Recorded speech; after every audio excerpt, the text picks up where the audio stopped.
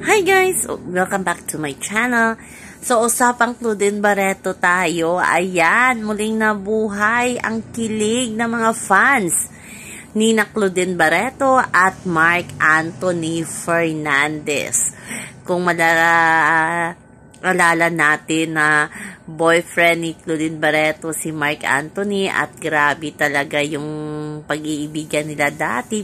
Ipinaglaban, nagpatato pa si Claudine at si Marc sa kanilang mga katawan para simbolo ng kanilang pag-iibigan. Mangarap ka pero may kilig pa din ang dalawa.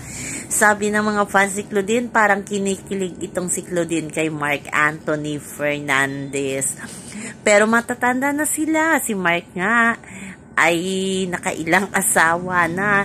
Pero si Claudine single din after niyang maghiwalay kay Raymar Santiago. Sabi nga ni Claudine, wala siyang planong mag-asawa. Kontento na siya sa kanyang mga anak. Pero talagang Claudine Barreto is Claudine Barreto pagdating sa aktingan. So may aabangan sa dalawa. Yan, pinost nga ni Claudine Barreto ang kanilang photoshoot na dalawa ni Marc Anthony Fernandez. Muling nabuhay ang kilig nga ng mga Marc din fans. Guwapings, mangarap ka serye. Pariko, yes, sa Pariko love team din silang dalawa at ang kanilang movie na Mangarap Ka, na grabe talaga ang kilig. Pati ako kinikilig dati sa Marc. Sayang nga lang si Marc Anthony Fernandez ay nalulong ito sa bisyo. So sana okay na ngayon si Marc Anthony Fernandez at balik na naman sa kanilang project na dalawa ni Claudine Barreto. At ito pa nga, may kasama sila ata si Miss Yola Valdez. Ang ganda nito pag nagkataon kung teleserye ito. Napakagandang teleserye ito. Alam mo naman si Claudine, aktingan sa aktingan, madadala ka talaga ng isang Claudine Barreto, dagdagan pa ng isang Miss Yola Valdez.